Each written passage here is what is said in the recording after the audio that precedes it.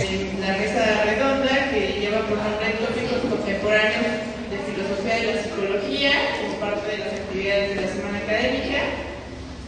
Vamos a tener la participación de 4 presentaciones. La primera es sobre la pertinencia de la reflexión filosófica en psicología, del profesor Rigoberto Hernández Delgado. Le seguirá la terapia espinosista del deseo, con el profesor Arturo Juan Espinosa. Después, usos y costumbres en la psicología institucional, con el profesor Eric Ábalos Reyes. Y por último, hermenéutica y psicología, un diálogo abierto en el pensamiento contemporáneo, con el profesor Raúl Ernesto García Rodríguez. Vamos a escuchar primero las presentaciones. Al final de ellas vamos a abrir un espacio para el diálogo entre ustedes y los profesores respecto a las temáticas que aquí se van a presentar. Bueno, la palabra al profesor Rigoberto Hernández.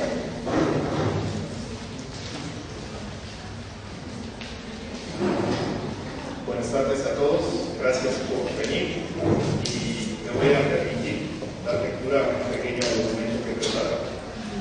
El título de este trabajo es, me lo ha dicho la profesora Cintia, sobre la pertinencia de la reflexión filosófica en el campo de la psicología. El problema de primer orden que sale al paso para un estudiante de esta facultad desde el momento en que comienza a cursar una clase tal como la de Fundamentos Filosóficos e Históricos de la Psicología es el de comprender la pertinencia de emprender un estudio que excede el límite mismo del campo que le interesa particularmente, es decir, el campo de la psicología. Y verse movido a evolucionar no por cierto en una cátedra de filosofía, sino en el terreno de la reflexión filosófica en torno a problemas que le conciernen principalmente a la psicología.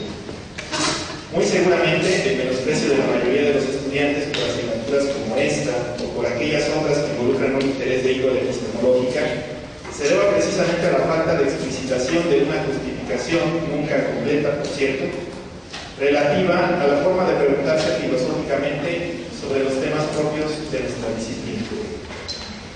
De la misma forma, las versiones históricas oficiales y el estatuto científico atribuido al saber y a la práctica psicológica, por mera inercia de sentido común, propician el desdén por aquellas formas de reflexión que se emparejen con algo que puede identificarse como estando fuera de los límites de una cientificidad garante de verdad verificable. En el ambiente académico menos reflexivo, la filosofía y sus problemas se ubican en las antípodas de la validez científica. Y de acuerdo a esto, una ciencia que se precie de ser tal debería desdeñar la ociosidad y la banalidad del pensamiento filosófico. Antes bien, se nos dice, el esfuerzo que consolida la dignidad de un campo científico es aquel que se manifiesta en su deshacimiento de sus orígenes especulativos y metafísicos para adquirir las cartas de ciudadanía de la empiricidad positiva o de la formalización abstracta. Isaiah Berlin, en su libro Conceptos y Categorías, enuncia este imperativo de madurez de una disciplina de la siguiente forma. Cito a Isaiah Berlin: la historia del pensamiento es una larga serie de parricidios, en la cual nuevas disciplinas tratan de lograr su libertad, dando muerte a las materias de estudio progenitoras y borrando totalmente dentro de sí mismas hasta las menores huellas que puedan subsistir en su interior de problemas filosóficos. Es decir, de la clase de preguntas que no llevan dentro de su propia estructura indicaciones claras de las técnicas para su propia solución. Pero este recurrente intento por traducir los problemas filosóficos en lenguajes y metodologías científicas no ha logrado, sin embargo, agotar las preguntas que al interior de las disciplinas no podrían encontrar una respuesta por medios empíricos o lógico-formales, y no parece haber posibilidad de lograrlo, en opinión de Berlin. Pero si la opinión académica común insiste en el logro de esta pretendida madurez científica para un campo de conocimiento tal como la psicología, ¿para qué entonces separarnos del ideal científico al que aspira esta disciplina? Es que en realidad el contumaz supuesto de que una ciencia deba ser refractaria a la filosofía nos parece descuidado, si no es que aberrante. La historia de la psicología llamada científica, no es la historia de la ciencia psicológica, es la historia de la pretensión, de la aspiración honesta, sin duda en muchos casos, por constituir un campo de conocimiento y de prácticas que pudieran cumplir con los criterios que determinan el estatuto de la cientificidad más positiva. La psicología académica actual, en especial la psicología universitaria, se presenta a sí misma bien como un saber que satisface los requerimientos que la identifican como ciencia, bien como un conjunto de saberes y prácticas que se orientan en la vía de una validación prometida, pero aún no lograda. Pero seríamos descuidados si quisiéramos hacer creer que lo dicho anteriormente resume de forma pertinente la situación epistemológica de la psicología actual. Sobre todo, si recordamos, y debemos hacerlo, que no hay una psicología, sino multiplicidad diversificada de enfoques. No hay paradigma psicológico, no hay comunidad científica de psicólogos en el sentido comuniano del término. Por lo tanto, existe multiplicidad y heterogeneidad de objetos y de métodos. La psicología como proyecto científico se ha supuesto y querido a sí misma como deslindada de injerencias y aspiraciones de tipo no científico. Por supuesto, ha justificado su pertinencia en el ámbito social mediante la garantía de su formulación humanista. La psicología como ciencia humana, se nos dice, debe ser una ciencia socialmente útil, debe favorecer el desarrollo del hombre. Una concepción tal de la psicología, de su historia y de su proyecto, solo puede ser mantenida en virtud de una sorda necedad que impede, sin requerir mucho esfuerzo, a quienes nos encontramos dentro de sus límites y a muchos de los que reciben sus productos, a despreocuparnos por la determinación filosófica que ella ha tenido y que tiene desde su origen mismo. Y es que esta indolencia hacia los fundamentos filosóficos e históricos de la psicología hace palmaria también una diferencia entre las dos disciplinas en cuestión, pues pareciera que la psicología alcanza una cierta estabilidad, una cierta tranquilidad doctrinal en la medida en que la pregunta por su intención y por su estatuto no se formula, ya que la respuesta, al no reflejar otra cosa que el estado crónicamente inacabado, imperfecto, inconsistente del campo psicológico, la aleja del ideal de cientificidad que pretende. Para la filosofía, en cambio, la pregunta por lo que ella es en sí misma es parte constitutiva de su esencia. George Canguilhem, en su conferencia ¿Qué es la psicología? Dictada en 1956, lo plantea de la siguiente manera. Cito a Canguilhem. La pregunta ¿qué es la psicología? Parece más embarazosa para un psicólogo que la pregunta ¿qué es la filosofía? Para un filósofo.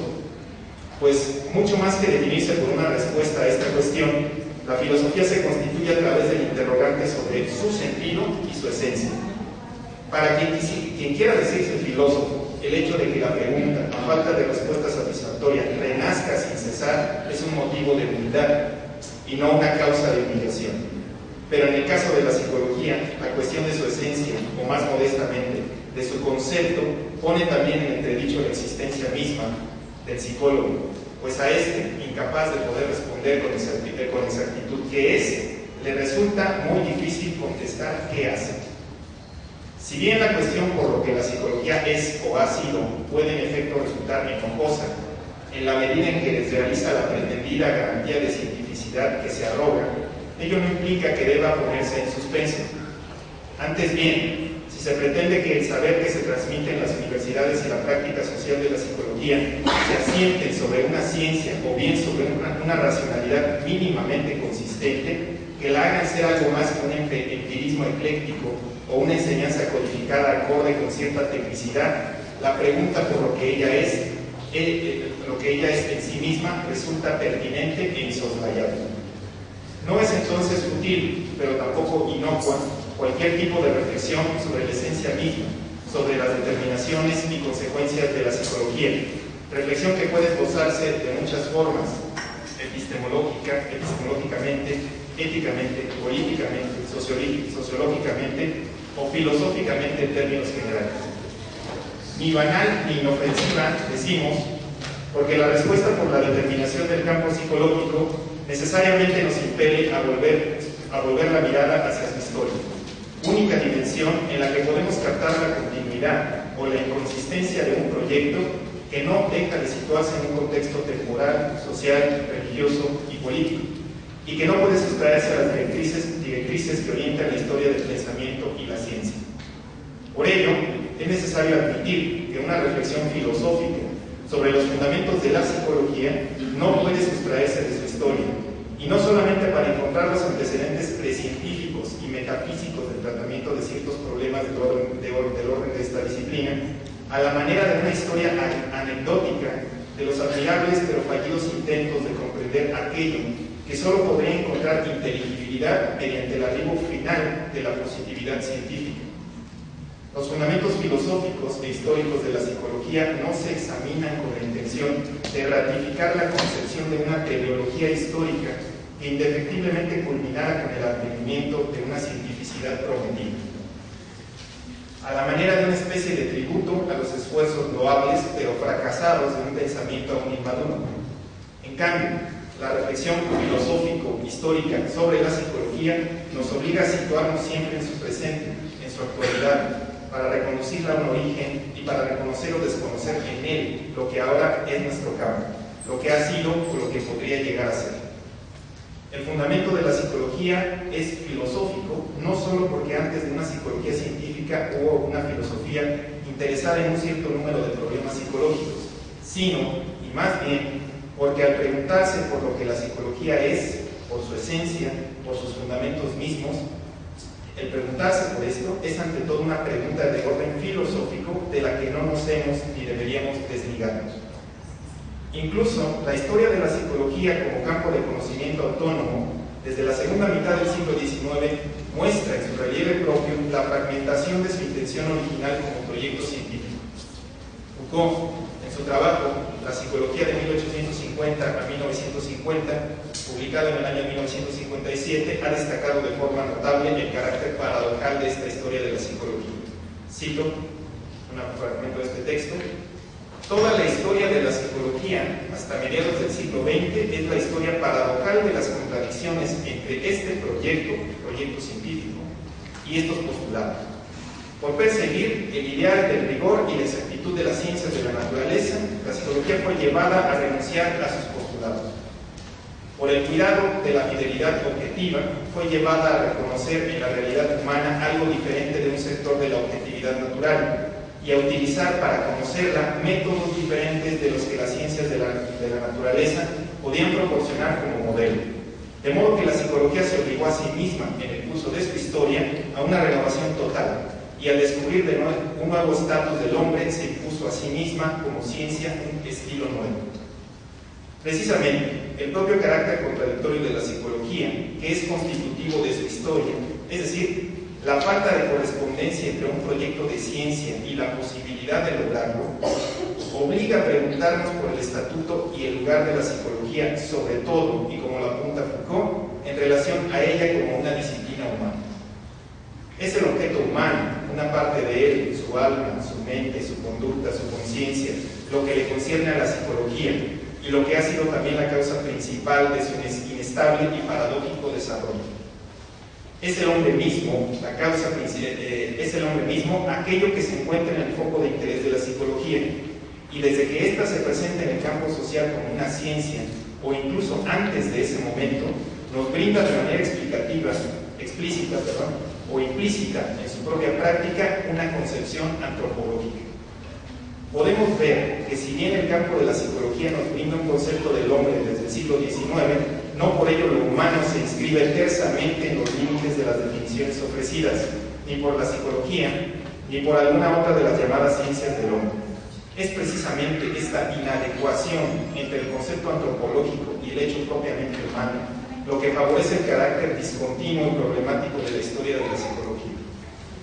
No pretendemos afirmar sin reservas que la psicología produce el alma del hombre moderno, como Foucault mismo lo aseverará en 1975 en su obra Militar y Castigar, sin considerar que la historia y la situación actual de la psicología nos muestran que el estatuto de esta alma y de lo humano mismo en general no dejan de mostrarse reacios a la normalización conceptual y técnica de la psicología. No dejan de ofrecer problemas en su definición misma, aun cuando sabemos que la psicología como instrumento ha sido particularmente eficiente en el orden de la disciplina y el control.